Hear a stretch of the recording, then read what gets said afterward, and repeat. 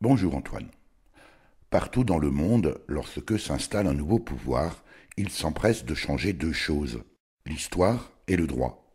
Les révolutionnaires de 1789 n'ont pas dérogé à la règle et leurs dignes héritiers jacobins ont perpétué la tradition en imposant, en 2015, par le fait du prince, le nouveau découpage administratif du pays, sans consultation ni concertation. Une décision brutale dénoncée par le Conseil de l'Europe comme étant contraire à l'article 5 de la Charte européenne de l'autonomie locale, un traité international ratifié par la France en 2007, mais dont Paris se fiche comme de l'an 40, comprenez 1940. La gouvernance constitue pourtant un aspect majeur du concept de développement durable, mesurable notamment en ce qui concerne les pays par l'indice de démocratie. Un indice qui, en 2016, classe la patrie des droits de l'homme dans le groupe des démocraties imparfaites, au 24e rang des 167 pays évalués, loin, très loin derrière la Norvège, qui occupe le premier rang, le Canada, la Suisse ou l'Autriche. Dans ce contexte, rien d'étonnant à ce que l'ancien Premier ministre Manuel Valls, aujourd'hui simple député de justesse, assène, lors de la séance des questions au gouvernement du 14 octobre 2014, je cite, « qu'il n'y a pas un peuple alsacien ».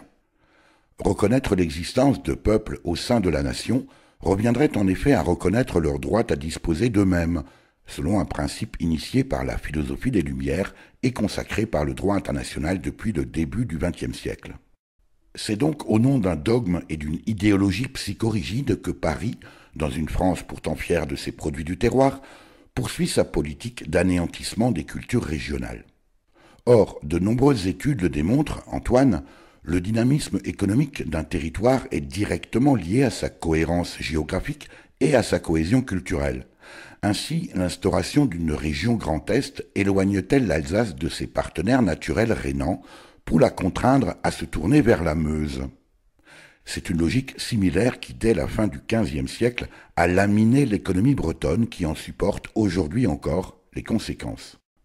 De la même manière, qui peut nier que l'enseignement bilingue, précoce et immersif, tel que le pratique l'Association pour le bilinguisme en classe dès la maternelle, ABCM Zweisprachigkeit en Alsace, ou les écoles d'Iwan en Bretagne, loin de manifester un repli que d'aucuns tentent de qualifier d'identitaire, constitue au contraire une formidable ouverture d'esprit, un éloge de la différence et un apprentissage du respect des autres?